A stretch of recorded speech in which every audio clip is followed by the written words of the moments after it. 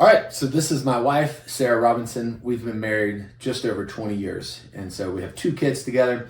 Son just turned 18, daughter is 14. And we've been running a business together just about our entire marriage. I think we set our first business up just before we got married. And so we thought it would be fun just to kind of run through some questions and have different perspective of just life together. And then maybe we'll even touch on what it's like to be married to a dyslexic and raise a dyslexic daughter. Like I said, our daughter is 14. So we'll maybe touch on some of those things as well. So here we go. How did you both meet? So we first met, I guess, when we were about 4 or 5 years old. Yeah, we were little. Yeah, my mom was our kindergarten teacher. Yeah. And my father and your biological father were friends. Yeah. I can remember some play dates at your house. I can remember hanging out in your living room. Yeah, probably when we were 4 or 5, 6, somewhere in there. Yeah. So we've known each other pretty much our entire lives, and I guess that's been nice. You know, we didn't have to get to know one another as adults. We were able to really just grow up together. We grew up in the same community, same values, all that type of stuff. When did we really become friends and start hanging out together? That was probably more in our teenage years. I think the first time we really started hanging out was probably around 15. We started talking some maybe 13, 14, but we didn't really hang out and do stuff together at all, even with friend groups until we were about 15. Yeah. Nice. And then, then we started hanging out a lot. We had a lot of the same friends. Yeah, so, I remember us hanging out a lot from 16, 17, 18. Once we could drive, we definitely hang out a lot more together. Yeah, very nice. Okay. Can you share a memorable moment from your dating days? Well, I'll start off. I guess one of the, I remember our first date. I remember we went to a restaurant and we have a picture of it. I was wearing this goofy little hat, and I still have unique style sometimes. Not my wife's favorite, but I remember we went to a chain restaurant. I think it was Red Lobster. Yep. Yeah, that was fancy for us at the time. Uh-huh. And so that was one of my first memories of us going on an official date. It was our first official date. And honestly, most of my memories are just being at your home with your family, kind of hanging out you had a normal family. My family was a little bit more scattered and maybe a little less normal at times. And so, a lot of my memories are just being in a good family unit. Yeah, well, I remember that you spent a lot of time at our house. Once we started dating, mm-hmm. and we were together a lot. I think you kind of at one point pretty much moved in. You had a drawer in my dresser. You had a lot of your stuff at the house. You pretty much lived in there. Yeah. That was probably for about, I don't know, maybe 6 months before we got married. Mm-hmm. But I don't know, I think for me, one of my most memorable moments when we were dating was our first Christmas together. Because Adam wanted this really hideous trench coat. It was this leather trench coat. I hated it. It was beautiful. It was horrid. And, but he wanted it. He was in love with it. And I was like, all right, I'm going to get this for him. I'm going to do it, Yep. And he was so surprised. He thought for sure there was no way I was going to get it. So he was really excited when he opened it. And she put this nice little note in the pocket that said, I love you just the way you are. And I bring that up occasionally when she doesn't like the things that I'm doing. I'm like, you told me you love me just the way that I am. So That's you true. knew what you were doing. So 20 years later. And I will say he deserved it that year because he bought me a pair of really gorgeous aquamarine earrings that I still have and love. So, he did good too. So, some good memories there. Yeah. All right, what else do we got here? What do you think has been the key to maintaining your relationship for 20 years? I'll let you. Oh, yeah, let me take a look at that one. Okay. I think that we are always communicating. We talk a lot about everything, and we aren't always good at it. Sometimes we talk and the other person doesn't really hear exactly what we're saying, but we keep trying. We keep pushing, and whenever there's miscommunication, we try to correct it as quickly as we can. Hey, that's not what I thought you said. And we, just honestly, the communication is huge key. I think that just realizing that when we're both in a situation that you're perceiving it different than I am some of the time. And that's a huge key because it's realizing you didn't see that the way that I saw it. You didn't respond to that the way that I thought. It takes a minute for me to communicate to her that the way that I'm seeing it is the better way and that she needs to change her ways.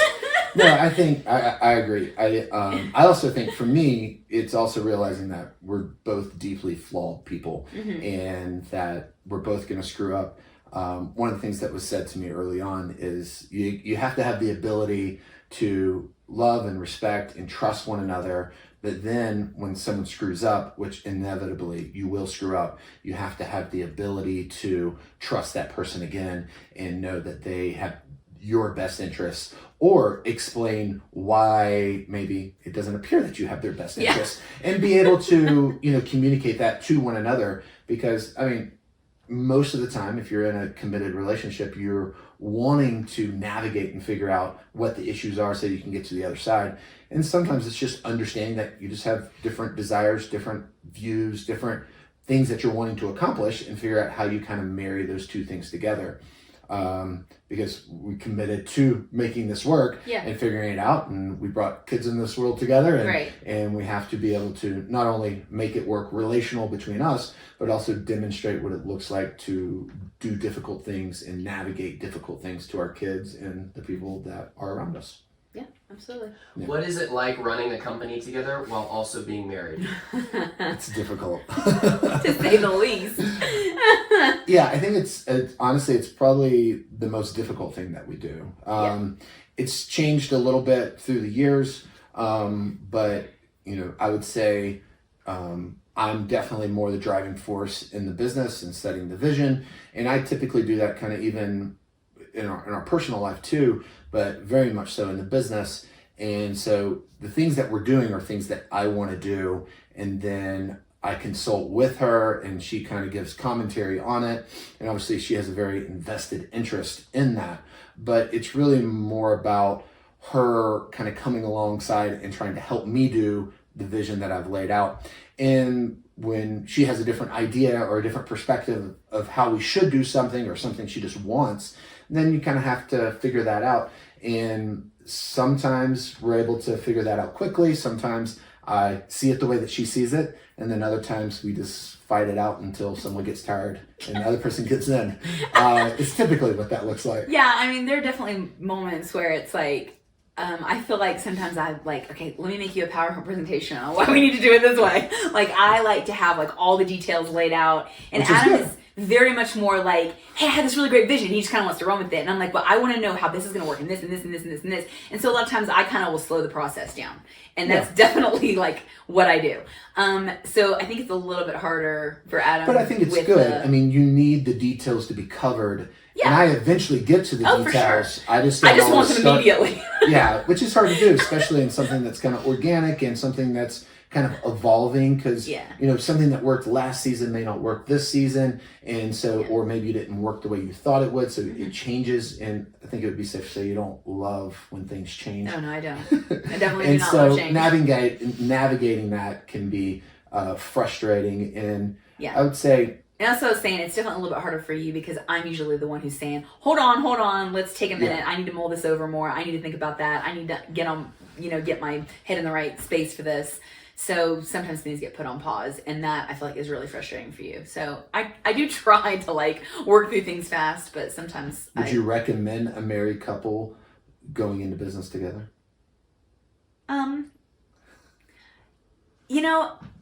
Part of me would say it's hard. It's definitely hard, and if you don't have to do it, maybe don't.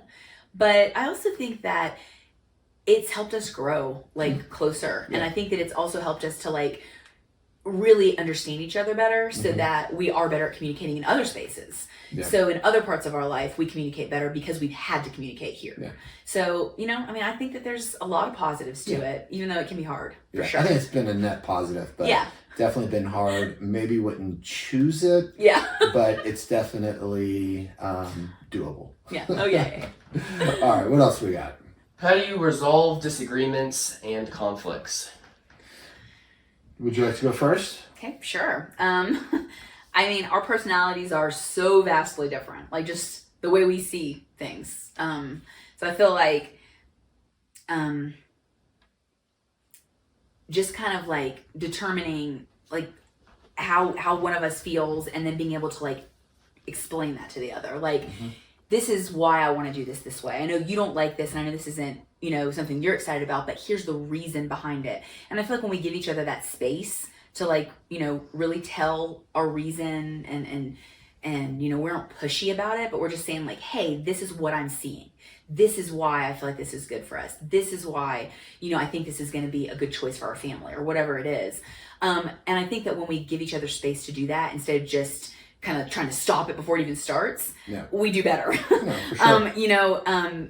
I definitely think that's usually something that happens after we've already had the fight. It's okay, all right, let's pause, let's stop, let's take a breath. What are you doing? Yeah, Why do you want to do that? I think most disagreements tend to escalate before they escalate prematurely because there's not even a clear understanding of what the finish or what the argument is really about in a lot of cases. Yeah. It's normally most arguments that we have, most real like escalated arguments, volatile situations, I'll say, are things where they're just they're emotionally charged versus being able to just talk about it logically and work through something. Yeah. For me, I like to look at things very logically and kind of lay it out in black and white and say, well, we're going to do 1, 2, 3. And then it's I don't really know what 4, 5, and 6 are, but when we get done with 1, 2, and 3, we'll be able to address that. And sometimes that's problematic. But I think ultimately to reach a conclusion on it is again, just communication and being able to articulate what it is that we're concerned about and be able to hedge those concerns, because I don't think either one of us are interested in having a bad situation. We don't want our kids to be sick. We don't want our marriage to be in trouble. We don't want to be in financial distress. Mm-hmm. And so if we can lay out the potential issues ahead of time, then we can kind of talk through. It's we're not going to be bankrupt because of this decision, because we have these things in place. I think a lot of times it's just perspective and really getting aligned on the overarching vision for the conversation versus the actual details of what's going on. I think most of the time I find that it's a miss on the pursuit of what it is, rather than the actual conversation itself. Yeah, for sure. I feel like the biggest time we end up having a conflict is where you'll say something and I don't fully understand what you're saying, and I think you're saying something totally different, and I freak out. I tend to overreact almost immediately. So when we're talking about stuff and both of us are kind of calm and we just don't agree, I'll be like, well, hey, no, but explain that to me better. And I try in those moments when I'm getting really emotional to be okay, hold on, let's think about what works when I'm not emotional. What works when I'm not freaking out. And I'm trying to get myself back to a place where I can have that conversation with you. Yeah. And then I think a lot of times too, I'm not always the one who's, being emotional. Sometimes you get emotional. Sometimes you're irritated. Sometimes you're just totally pissed off about something. And, I have to be all right, hey, let's take a minute. It's gonna be fine. I have a little bit of a streak. You do. It just depends. I mean, you have a lot less things that trigger you in that direction than I do, for sure. But I definitely think that ultimately we want each other to thrive, and so it's kind of coming back to that and going, okay, hey, we have to fix this conflict. We're not just gonna live with it. So how can we? Yeah, and I think something that's important is as far as I'll just speak for me, it's I want you to be the best version of you. Mm-hmm. And so if there's something that you're wanting and that I'm having trouble reconciling, then if I really understand that it's something that you want and it's something that you desire, I want to do everything I can to help support that and help you accomplish that. I feel like sometimes where we kind of reach conflict is where maybe I want something that you kind of don't want me to have. Yeah. And so it's more of you're wanting me to want something different. And those conflicts are a little harder to overcome, just because then it's the thing you want feels stressful. And I'm do you have to want that? Do you have to want that? And it does feel that way sometimes. Yeah, so, and that there's no real, that's just, I think, worked out through conversation and just kind of letting things marinate a little bit. Yeah. And then sometimes my desires change, and then sometimes your stress level about the things that I desire changes. Yeah, and a lot of times too, that goes back to wanting to know the reason why you want to do something. That helps me, because it's okay, that feels like something that is going to be really, really stressful. But then when you give me the reason and I see how you're how it's coming across to you and the goal behind it, it's like, okay, maybe the stress warrants that. Like, I get where he's coming from, and I feel like I can get to the other side of that, you know. Yeah. All right, what else do we have? How have your roles in the marriage evolved over time? Well, I'll start this one. So we got married so young. We were 19. Mm-hmm. Yeah. And so in the environment we grew up in, there was certain expectations or ideas about what a man should do and how a man should, handle things and the responsibilities that a man should have. And some of those were okay, but honestly, a lot of them were not helpful. And so, when I was young, when I was, early on in our marriage, I should say, I felt like, oh, I needed to handle this, and I needed to handle that, and I needed to make these decisions. And what I discovered is a lot of those were kind of made out of insecurities, or those were ideas developed out of insecurities. And so as we got older, more mature, and just better understanding, I began to just understand and be more comfortable with who I am and what I'm good at. Mm-hmm. And so that, to me, allowed us to kind of do the things that we were best at. And mm-hmm. so, for instance, it didn't make a lot of sense for me to try to balance the checkbook. People don't even really balance their checkbooks anymore because everything's just digital, but it's because I would flip-flop numbers and things like that. And so it wasn't easy, it was complicated, it was frustrating, and it was a waste of my time because you could do it a lot quicker and it was just easier. You're laughing. Yeah, I would try to point that out to you all the time because it was frustrating. We would have fights about it. I was like, no, I have to do this. I can do this super fast. Can you just let me? So I think, generally speaking, I think some of those things were some of the things that have evolved early on. Mm-hmm. But, honestly, you did those even early on. Yeah. I just did it reluctantly. Tried to fight me over. Yeah. And so now it's just more of an understanding, which I love. And this is actually something I picked up from my older brother Lucas in conversations that I had with him and heard him and his wife have. And it's like, there's certain, like, Lucas handles a certain aspect of work and this, and he's even really involved in his girl's education. And there's just this understanding. It's like, oh, this is your area of expertise. This is my area of expertise. Mm-hmm. And it's like, what are we going to have for dinner? It's like, I don't know. Talk to your mom. Like, that's not something I'm going to try to comment on mm-hmm. and disrupt or change the expectations, because that's an area where you make decisions and that's the area where you do things. Mm-hmm. And so if there's, honestly, within the house, you handle most roles in as far as running the household. Right. And I think that the way that that's kind of evolved is that you used to be a little more like, you would ask me a lot. I was like, well, how are we doing this? How's this going on? Like, as you started, and kind of like that wanting to just know and understand how everything was running. And you don't really do that anymore. Like, you just kind of, I'm going to handle it. You trust me, I feel like. And there was a little bit of that, just like, when you first get married, it's like, how are you going to handle this? Like, you don't really know a lot of that. But and I also think maybe like a financial aspect. Right. When we have a little bit more, we're not living as much paycheck to paycheck. There's also a little bit more comfort in knowing that there's stuff there. And I'm less nervous about, do we have enough money for that? Or with this or that? Which, to my defense, I have always been like super onto the money. So it's we're going to have to worry about it. Yeah, there was never like, oh, are you managing it properly? Yeah. But I think one of the main roles that I've had, you didn't want me to be stressed. You didn't want me to carry the stress. I did feel that a lot. I did feel that you were wanting to make sure that I wasn't worried about money. Yeah. If I was the one dealing with or handling it. Yeah, right? Exactly. I mean, it was like, I've always been primarily responsible for creating the income, although you've played a large part in managing it and helping within the business. Yeah. I've been kind of the heartbeat of getting the revenue into the household. Absolutely. And so as that, that being my responsibility, there's an aspect of that that's like, all right, where are we at? Do we have enough? Is there excess? Are we going to be able to have, be able to do these other things that we want to do or I want to do for our future, for our kids and things like that. And as we've created more excess in our budget, I feel like I've also become a little bit more relaxed with kind of the day-to-day operations of where it's going as well. I mean, I don't think I've evolved that much, to be honest. I mean, I kind of feel like my role has always been the same.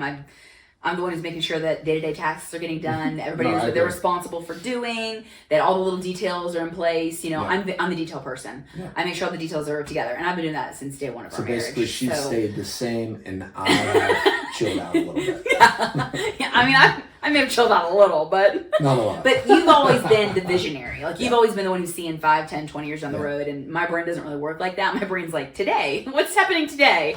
So I'm making sure that today is taken care of and today Yeah. is covered. And Yeah. you're more like, okay, how are we going to take care of the next 10 years? Yeah. And I appreciate that, because we probably wouldn't be anywhere if I was the one responsible for that. So that makes a big difference. But, you know, I make sure everything stays together as we move forward. Yeah. You see the goal, you pull us that way, and I make sure we all stay together as we go. Yeah. No, very true. What advice would you give to newlyweds today? All right. I think my biggest thing is not to devalue each other's dreams and desires. It can be really easy just as humans to like have a goal that we want for ourselves and to like take off for that goal. And in doing that, when you pursue the thing that you care about the most, you can make the other person sometimes, I think, feel like they maybe don't have as much value as that goal, or like they aren't as, just important in the space. And I don't know, I think that it's better to make goals together instead of trying to like pursue your own goals. And I'm not saying that, like, look with Adam, like his goal was to have a business, but that wasn't like a bad goal to me. That wasn't like something I didn't want to pursue. So I was like, okay, sure. So I can tag on with your goal. And then over the years, it became kind of my goal. Like, I was excited to see, the things that we were doing. And it was really awesome to be able to see, like, how well you did stuff. And I was super cheering you on in that goal. And it got to the point where it felt like it was my goal too. And I think that is a lot better than if you had just kind of taken off and been like, this is what I'm doing and I don't really care about your opinion in the matter. You pursue your own goals. Yeah. It's really just being joint, like having those joint goals, those joint things. And I think that sometimes we have a hard time like letting go of stuff sometimes. Like maybe we have this really big desire that we've had and we're like, it doesn't really connect with our significant other. And it's okay to let those things go sometimes. I think we forget that we can have a really fulfilled life pursuing goals together, even if they aren't what we initially thought we were going to be pursuing. Yeah. Like, it's okay to let some stuff go and create new goals or have new dreams, new visions that we get to build together. It's more fun that way. Yeah. No, I think, especially after you're married and you've kind of started a life, and you have kids, maybe you didn't think ahead, and now it's like you have a family, you have these things, and you're like, well, we didn't really think about what we wanted to do 20 years down the road. And so now you're developing those, and you have to do that together because you have a family and you have to keep that together and grow it in a healthy way. I think for newlyweds or for people that are thinking about getting married, I think it's really important to really make that selection very, very carefully, because it is the most important decision that you'll ever make. If you listen to business people, it's like one of the biggest reasons that you're not successful financially is divorce. I mean, you just lost half of everything that you had, and you, in some cases, are paying alimony one way or another. So there's a big financial burden that can come from it. And then also, you want to partner with someone who is aligned with what you want. If you wanted to talk about it from like a Bible perspective, they use the terminology, equally yoked, and it comes from having animals yoked, not like an egg, but you want to have things that are walking together and aligned together, because if not, it's going to be very tiresome to constantly be pulling each other different directions and trying to accomplish one goal of plowing a field, but you're going in different directions and not going in the right direction. So I think the single most important decision that you can make is who you choose to spend the rest of your life with, and making sure that you really flush out what it is that you want and what it is that you want to accomplish. Not just 5 years, 5 months, but 10 years, 20 years, 30 years, 40 years. And you can say, well, I don't know what that is, but I would say most people at least have an outline, right? Like, you at need to least have an kinda idea. Yeah. I mean, I've always known, like, even before we were dating, when we were teenagers and just friends, I've always known you wanted to go into business. You know, I mean, I always knew that was the thing you were going to do. So I knew that if I married you, that business was going to be a huge part of our life, and that either I was going to, be a part of that and play a role in that, or I was going to have to make space for you to do that. Yeah. And I mean, so that was no surprise. And now, granted, hasn't always looked like I thought it was going to. Yeah. And sometimes I've been like, oh my goch, what have I got myself We into? got married so young. Yeah, for sure. But I mean, it's not like it was ever a surprise. My brain wasn't even fully developed, so. Yeah.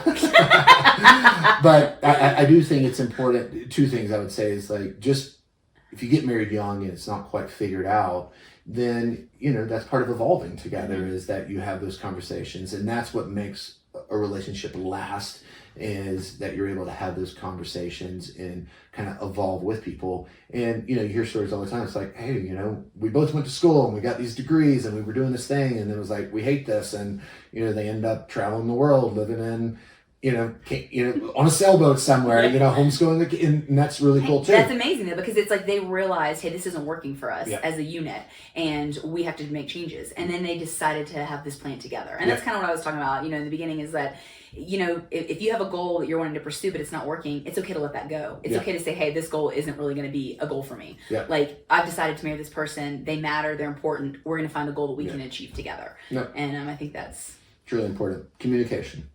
Yeah, communication. How do you keep the romance alive after 20 years? All right, well... Have you kept it alive? Have I kept it alive? I mean, I think that, I don't know, as far as I'm concerned, that quality time is like my thing. Like, I have to have quality time with you because I need an emotional connection. Like, I need to feel that, that connection on a deeper level. Because, I mean, sex is just animal instinct if there's not an emotional connection. And I mean, that's... Maybe some people want to do it that way, but that's not for me. I want to be fully connected. And so I think just doing fun things together has really helped me with that. Sex is fun. Well, for sure, for sure. But I tend to like, I want to do something else besides that that's fun first, because then I feel really connected to you, and then I'm like way more excited about sex. I'm like, because I have, a connection with you in that way, and it just feels a lot more exciting. What's the most romantic thing to do? The most romantic thing to do? Oh, geez. I don't know. I mean, I'm not a super big like romance person anyway. Like, I'm not like, oh, put flowers on that. See, what I think about when I think about that is like, now I gotta clean this up. Like, don't put rose petals all over the house. Why would you do that? So it's hard to be romantic with me, because I tend to not like have the traditional, response to romantic gestures. Yeah, well, I think what you're saying, it definitely checks out. Like, you want to have time together. You can't expect to, it's more realistic to have a better connection when you're spending time together and not just having hookups, right? Right. And so, but I also think that you need those, hookups. Oh, for sure. You need that the physical contact to help. I think it helps facilitate the romance. Absolutely. I think they kind of go hand in hand. I think it's definitely a back and forth. Yeah, and I think it's obviously different from a guy's perspective than a woman's perspective. And most traditionally, men tend to have a higher sex drive and want more in that department than traditionally a woman does. Obviously, that changes case to case, but I think it's an even. For me, from a guy's perspective, like, I think you want to have the sexual encounters because that helps you feel connected. It's like, oh, I'm getting that need or that desire, and it's nice when you feel your wife desiring that as well, and it makes you feel good. It makes you feel it helps the ego. Yeah.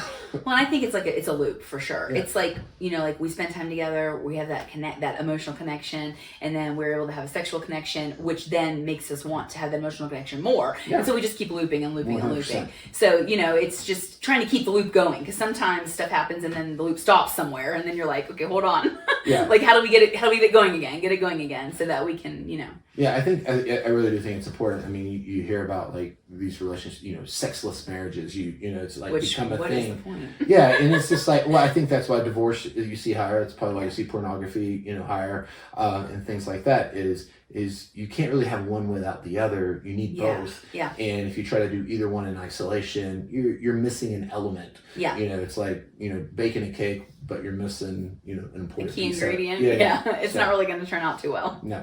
So. What are your hopes for the next 20 years together?